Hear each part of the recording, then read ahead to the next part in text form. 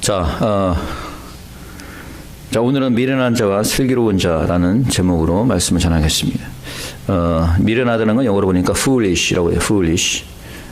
이것은 무식한 거하고 다른 겁니다. 무식한 거는 이제 배우지 못해서 우리가 그걸 무식하다, ignorant라고 그러고, 이 foolish는 배우고 배우지 못한 건 상관이 없는 겁니다. 그러니까 이 무식한 거에 다른 반대말은 유식한 거고, 많이 배운 사람은 유식하다 그러고, foolish, 이 미련한 거의 반대말은 슬기로운 또는 지혜로운 자, 이런 뜻이 되겠습니다.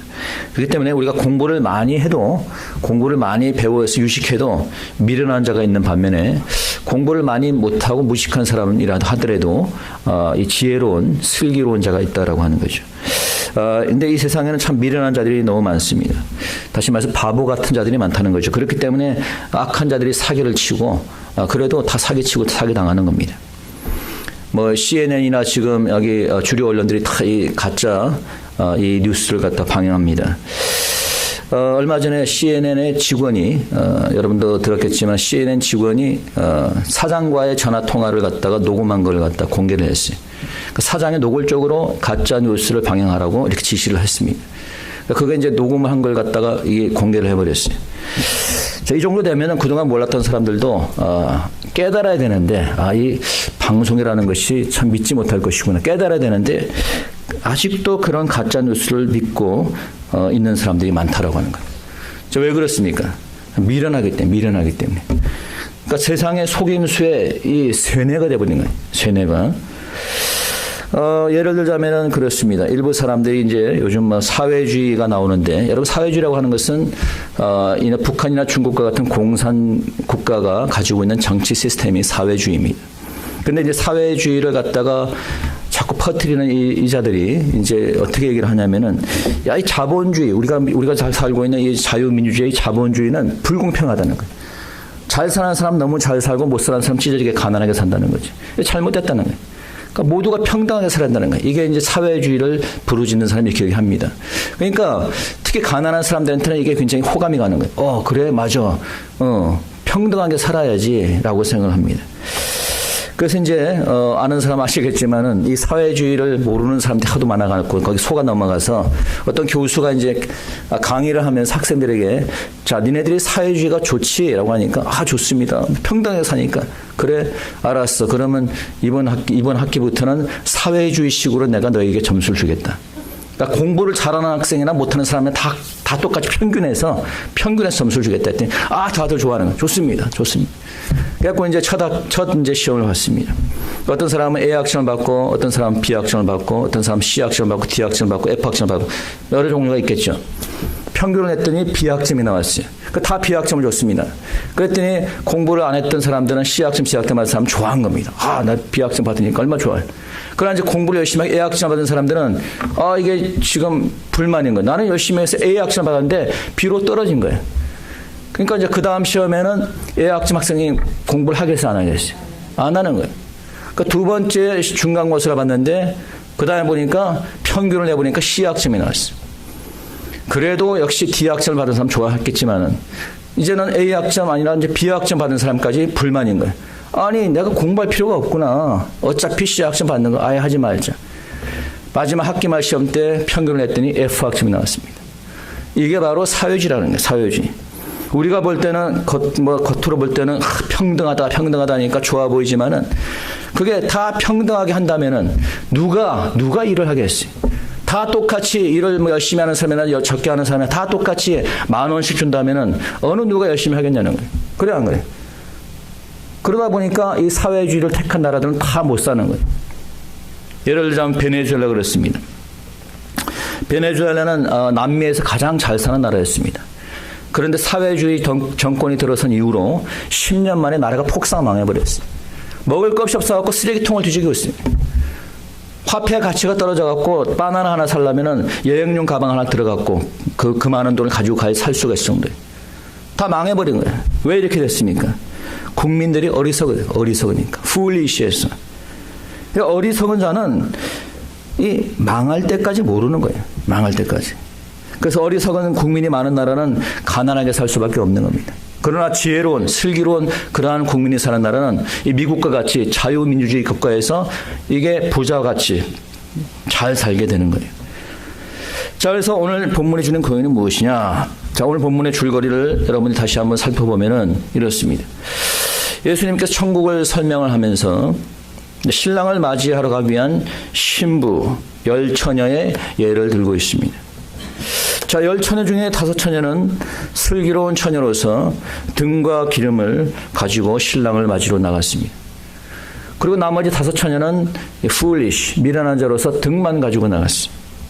근데 이제 신랑이 오는 게 늦어집니다. 그러다 보니까 등에 기름이 이제 점점 이제 없어지겠죠. 그러니까 불이 꺼져가니까 이 기름을 준비하지 못한 5처녀들이 슬기로운 5처녀에게 기름을 좀 빌려달라 그럽니다. 빌려주겠어요? 안 빌려. 나도 지금 부족한 마당에 빌려주겠어요? 그러니까 안 빌려주죠. 너는 가서 사라 그래. 그래서 미련한 자가 이제 기름을 사러 가는 동안에 신랑이 왔습니다. 그리고 신랑이 오니까 이 슬기로운 5처녀는 혼인잔치에 참여하게 되고 혼인잔치의 문은 닫혀버린 겁니다. 나중에 와서 보니 이미 문이 닫혀버렸습니다. 아무리 요구를 해도 아무리 간청을 해도 그 문 닫힌 문은 절대 열리지 않습니다. 자, 그래서 처녀는 누구를 말하고 신랑은 누구를 얘기합니까? 처녀는 바로 믿는 자, 교회를 얘기하고 있습니다. 신랑은 누구예요? 예수님을 얘기하고 있어요. 그 혼인잔치는 뭘까요? 혼인잔치는 바로 천국을 상징하고 있는 겁니다. 누가 혼인잔치에 들어갔어요? 기름과 등을 준비한 슬기로운 자가 들어갔습니다. 준비하지 못한 자는 들어갔어요? 못 들어갔어요? 못 들어갔습니다. 자, 오늘 본문이 주는 교훈을 몇 가지 살펴보겠습니다. 첫째 교훈은 주님께서는 반드시 재림하신다는 거예요. 뭐 한다고? 반드시 재림하신다는 거예요. 그날과 그때는 우리가 알 수 없지만 분명히 주님께서는 재림하십니다. 그리고 예비된 천국에 들어가게 되는 겁니다. 마태복음 16장 27절 그 전에 보니까 이렇게 얘기합니다. 인자가 아버지 영광으로 그 천사들과 함께 오리니 그때 각 사람의 행한 대로 갚으리라. 내가 천사들과 함께 오리니 그때 너희들의 행한 대로 내가 갚아주겠다. 계시록 22장 7절에서도 보라 내가 속히 오리니 내가 줄 상이 내게 있어 각 사람에게 그의 일한 대로 갚아주리라. 내가 속히 온다는 거예요. 속히 온다는 거예요. 올 때가 멀지 않았다는 겁니다. 그러니 이제 너희 일한 대로 내가 갚아주겠다. 주님께서는 반드시 재림하는 줄 믿으시기 바랍니다. 두 번째 교훈은 주님의 날, 이 멸망의 날이 도적같이 호련히 온다는 거예요. 뭐 예고하고 오는 것이 아닙니다. 데살로니가전서 5장 2절 3절 뭐 찾은 사람은 저랑 같이 읽어보겠습니다. 데살로니가전서 5장 2절 3절에 보니까 주의 날이 도적같이 이른다 라고 얘기하면서 이렇게 얘기합니다. 데살로니가전서 5장 2절 3절 시작. 주의 날이 밤에 도적같이 이를 줄을 너희 자신이 자세히 알미라. 저희가 평안하다 안전하다 할 그때 잉태된 여자에게 해산 고통이 이른 것 같이 멸망이 호련히 저에게 이르니 결단코 피하지 못하리라. 주의 날이 밤에 도적같이 임한다는 거예요. 그리고 멸망이 호련히 갑자기 멸망이 닥친다는 거예요. 여러분 도둑이 침입하는데 야, 김 집사, 내가 오늘 밤 10시에 갈게. 준비하고 있어. 그리고 도둑질하는 사람 봤어요? 네. 그런 도둑질 있어요? 그럼 뭐 다 준비하고 있다 경찰 다 불러놨다가 잡아가면 되지. 어느 도둑이 그러겠습니까? 예. 다 잘 때, 모르는 시간에, 아무도 생각하지 못한 때, 요즘 한국 사람들 도둑 많이 당하는데 전혀 생각지 못한 때에 들어오는 거예요. 준비 다 하고 있다가 이 주인이 언제 나갔다 언제 들어오는구나 다 생각하고 노아의 홍수가 여러분 예고하고 왔습니까? 예. 갑자기 비가 오면서 다 물에 잠겨버린 겁니다. 소돔성의 불이 뭐 예고하고 떨어졌습니까? 갑자기 하늘에서 불이 떨어져갖고 성 전체가 다 그냥 멸망하고 말았습니다. 주님의 재림도 마지막 날도 예측할 수 없을 때 갑자기 임하는 줄 믿으시기 바랍니다. 세 번째 주님께서는 밤에 오신다고 했습니다. 오늘 밤에 신랑이 밤에 왔습니다. 그렇죠? 그러니 뭐 등을 준비한 거죠. 자, 밤에 왔다는 것은 무슨 얘기예요? 밤에 왔다. 주님께서 밤에 온다는 것은 첫째 어두울 때 온다는 거예요. 영적으로 어두울 때 온다는 거예요. 지금이 영적으로 어두울 때 아니에요? 소돔과 고모라 같은 시대 아닙니까 지금? 예, 영적으로 얼마나 타락했는지 도덕적으로 남자가 남자를 여자가 여자를 성적 그런 행위를 하고 있고 심지어는 동물하고 그런 성적 행위를 하고 있고 예, 얼마나 타락했습니까? 예, 그리고 얼마나 이 도덕적으로 타락했어요. 예, 지금 선거 사기를 통해 갖고 불법 선거를 치르고 전혀 양심이 없는 자리. 자기가 정권을 잡기 위해서는 사기건 뭐 부정선거든 다 하겠다는 거 아니겠어요 지금? 저는 다른 것이 자랑할 것은 하나도 없는데 제가 딱 두 가지 자랑할 것이 있다면은 저는 남의 물건을 훔친 적이 한 번도 없습니다. 제가 딱 초등학교 2학년 때 뭐가 갖고 싶은 거에서 훔치려고 막 싶은 생각이 딱 들었어요. 마음이 들어갖고 딱 잡는 순간에 저 형이 돈을 내주더라고요. 그때 그 기억 외에는 제가 이때까지 남의 물건을 한 번도 훔친 적이 없습니다. 두 번째 제가 자랑할 것이 있다면은 저는 초등학교 때부터 지금 대학원 박사과정까지 공부를 하면서 남의 것을 한 번도 컨닝을 해본 적이 없어요. 남의 것을 한 번도 컨닝해 본 적이 없습니다. 예.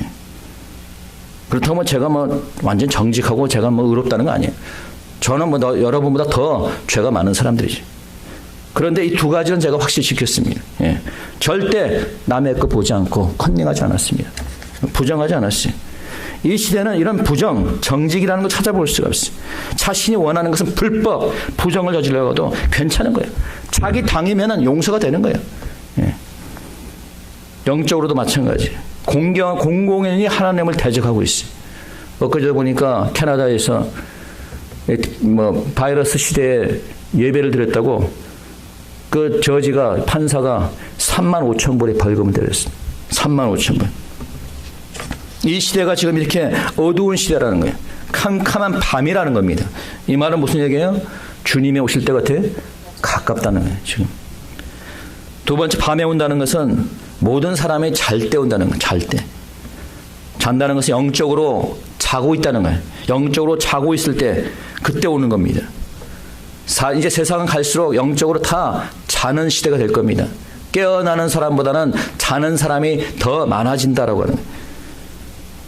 요즘 교회들이 그렇잖아요. 영적으로 전혀 깨어나지 못하고 있습니다. 나라가 이런데도 나와서 기도하는 사람이 없어요.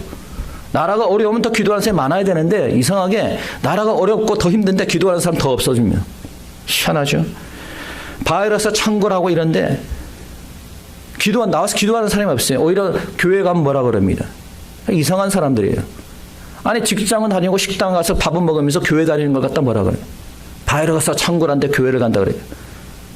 여러분 교회가 위험합니까? 직장이 위험합니까? 직장이 더 위험하죠. 교회는 그래도 하나님이라도 지켜주시지. 네? 일주일에 한 번 나오는 교회가 위험해요? 매일 가는 직장이나 사업장이 위험합니까? 그만큼 이 시대가 영적으로 타락했다는 거예요. 네. 목사들이 오히려 더 좋아요. 인터넷으로 예배 아닌 가짜 예배를 드리면서 이 인터넷으로 드리니까 좋은데 목사들도 좋아하고 있어요. 편하니까. 네. 성도들 말썽 부리는 거 안 보고 그냥 편하잖아요. 얼마나. 목사들이 성도들이 깊이 잠에 빠져 있어요. 무슨 얘기입니까? 영적으로 어둡다는 거예요. 주님이 오실 때가 가깝다는 겁니다. 오늘도 봅니까? 신랑이 올 때 다 자고 있었습니다. 5절 한번 보시기 바랍니다. 5절 보니까 신랑이 더디오므로 다 졸며 잤어요. 다 졸며 잤다는. 주님이 재림이 아직 안 오고 있으니까 다 졸고 다 자고 있는 거예요 지금. 이제는 더 이상 졸지 말고 깨려야 될 줄 믿습니다. 주님을 그래야지 우리가 맞이할 수 있는 겁니다. 네 번째 교훈은 주님의 재림을 준비하는 슬기로운 자가 되는 거예요. 오늘 본문에 보니까 준비가 안 된 사람은 혼인잔치에 들어갈 수 없었습니다. 어떤 사람은 자신의 일로 뭐 직장으로 인해서 사업장으로 인해서 바쁘다 보니까 준비를 못한 거예요.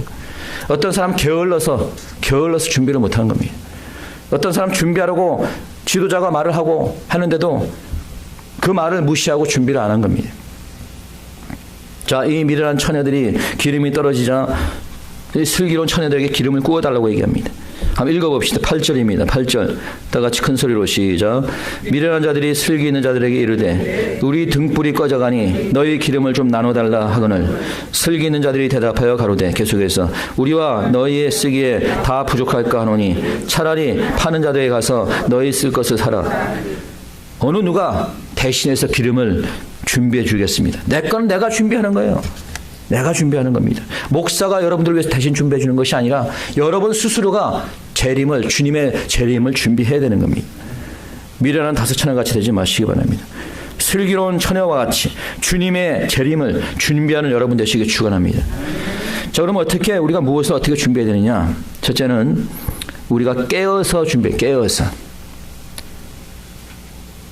자, 이 열천의 이 천하들이 동시에 동일하게 잘못한 것이 있다면은 깨어있지 못했습니다. 여러분 5절 보니까 신랑이 더디옴으로 다 졸며 잤다라고 다 졸았다는 거예요.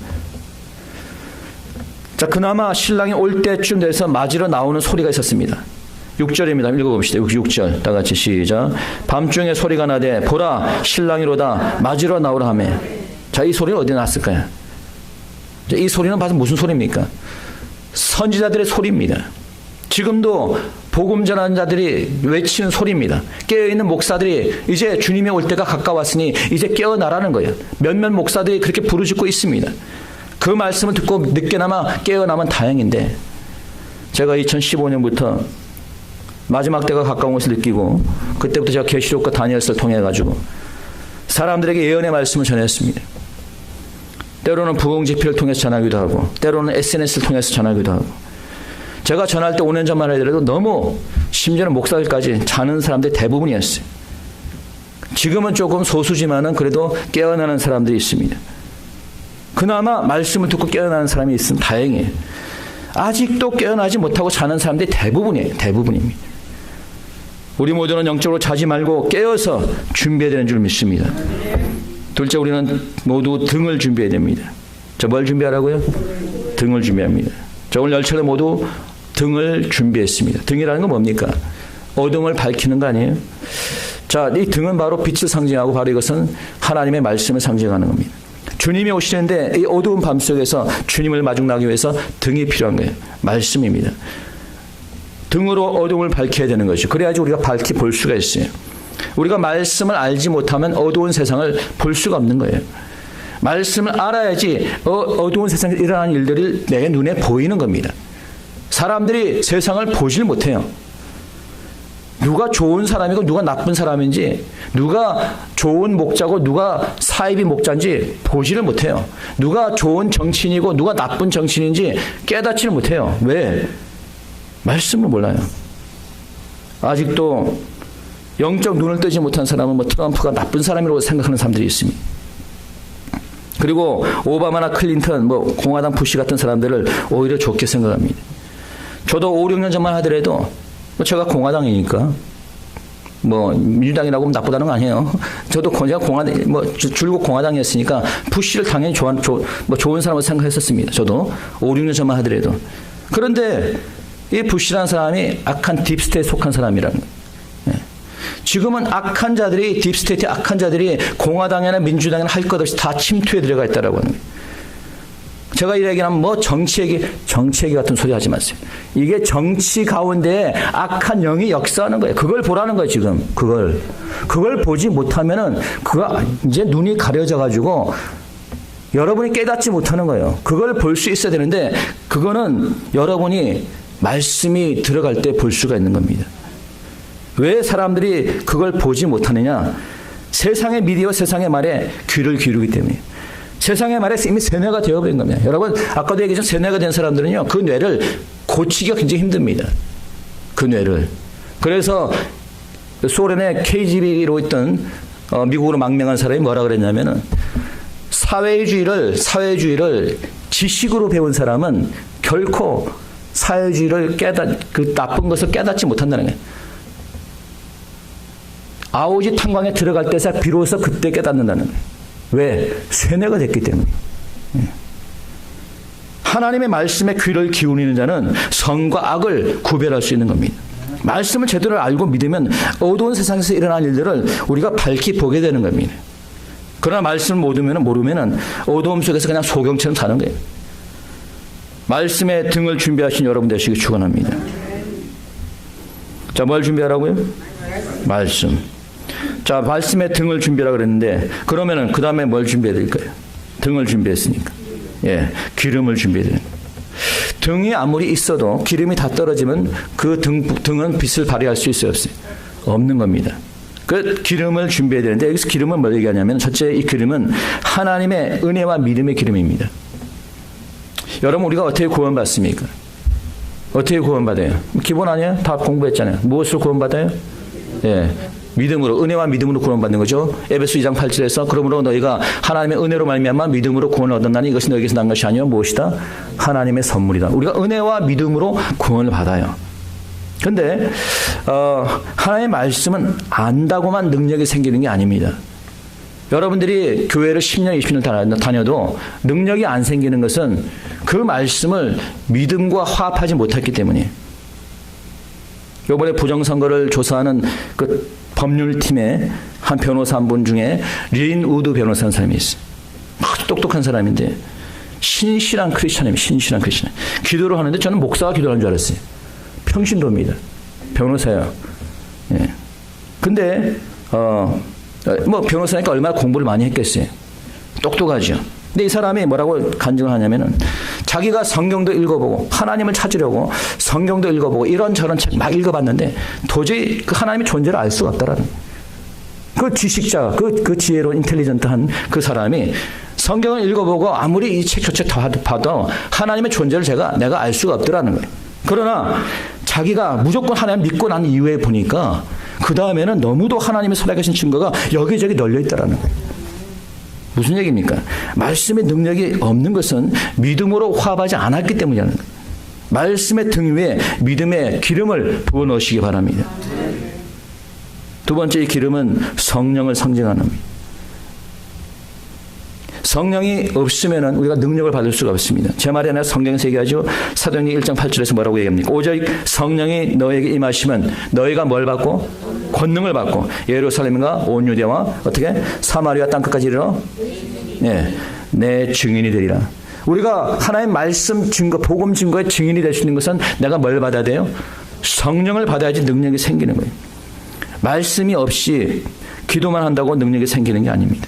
기도 없이 말씀만 공부한다고 능력이 생기는 것도 아니에요.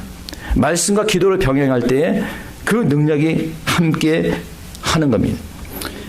성령이 없이 말씀만 알게 되면요, 율법주의자가 되기 쉽습니다. 말씀만 알아갖고 지식적으로 알아가지고 남 판단이나 하고 율법주의자. 그리고 말씀이 없이 기도만 하게 되면은 신비주의자가 되기 쉽습니다. 신비주의자. 그냥 뭐 병 고치는 거 쫓아다니고 뭐 이런. 말씀과 기도가 병행하게 될 때 성령의 충만을 받아서 그 말씀을 전하는 참 복음 전도자의 삶을 사는 줄 믿으시기 바랍니다. 네 번째, 그렇기 때문에 마지막으로 우리가 기름 담을 그릇을 준비하는 거예요. 기름을 담았는데 그릇이 있을 거 아니겠어요? 그래 안 그래?